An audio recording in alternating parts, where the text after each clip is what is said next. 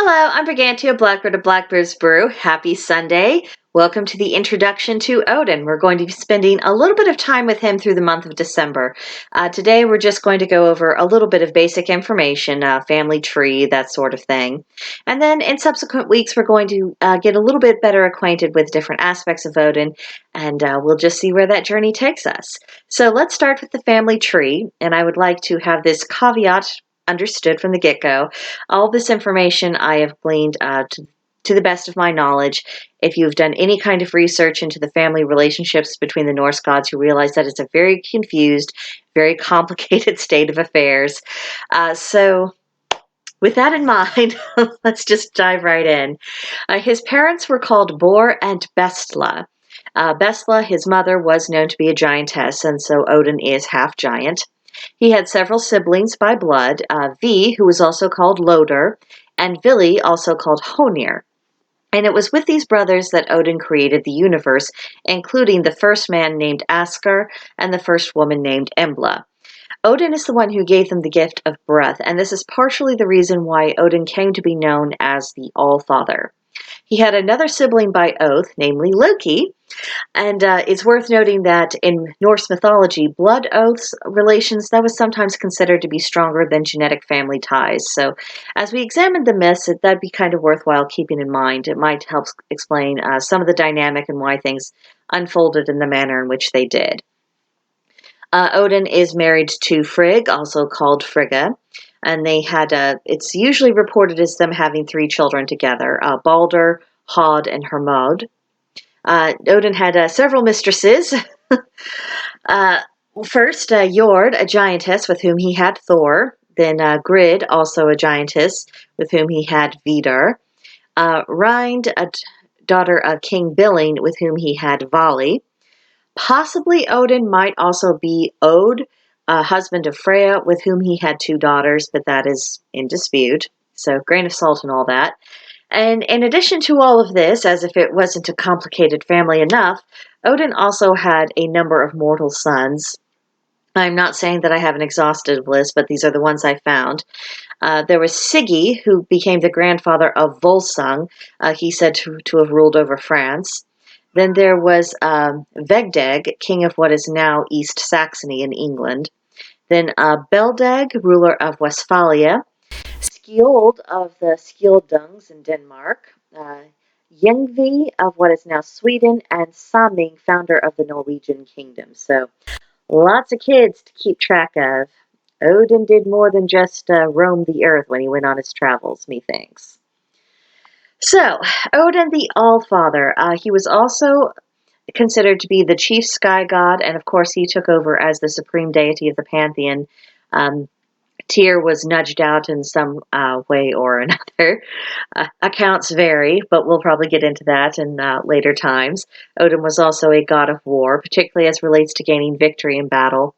And this wasn't so much about what was the right side of the war or how was an honorable way to conduct the war or anything about that. It was just the frenzy and the bloodlust of battle, that sort of thing, that kind of war. Just the real raw brutality of it.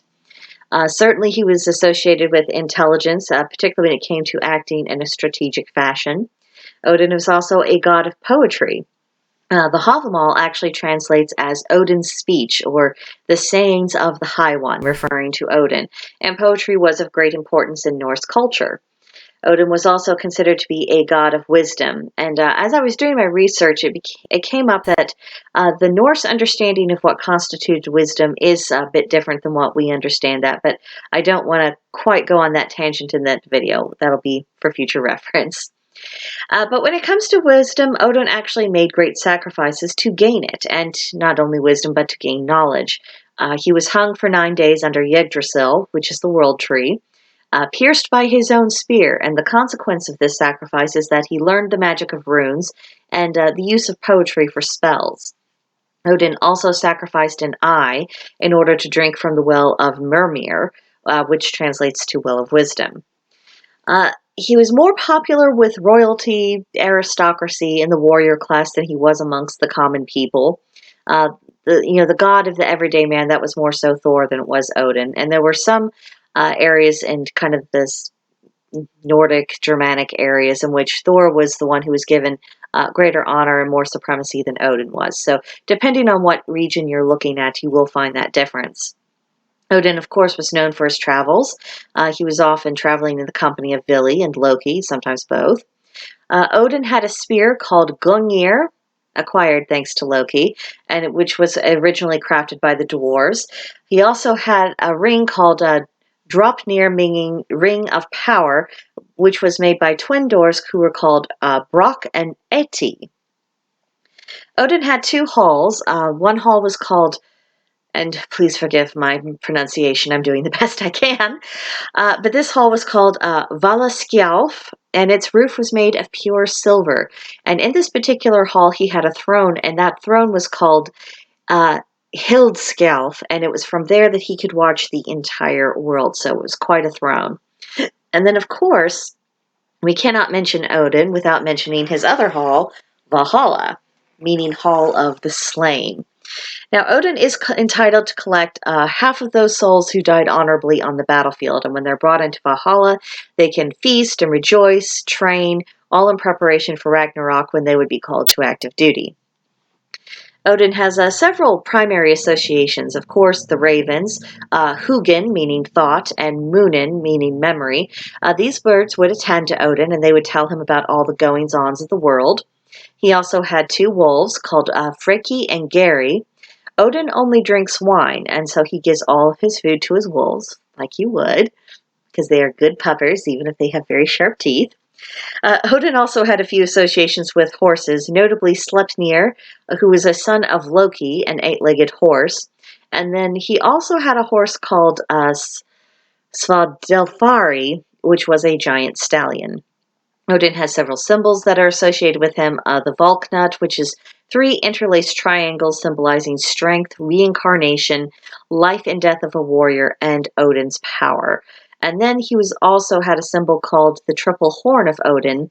And what it was is three pairs of horns, roughly in the shape of an inverted triangle, and they symbolized knowledge, wisdom, and poetic inspiration.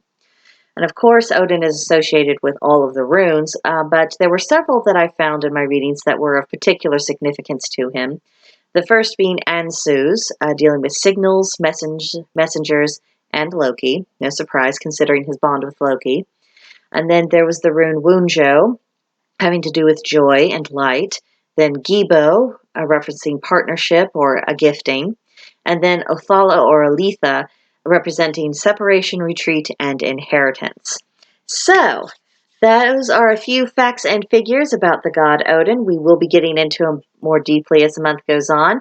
But thank you for watching this. I hope you will come back for future Odin videos. If you haven't joined us already at Blackbird's Brew, there is a link to join in the description box below, but please subscribe here. Like the video, leave me a comment. I'll see you in the next one. Bye.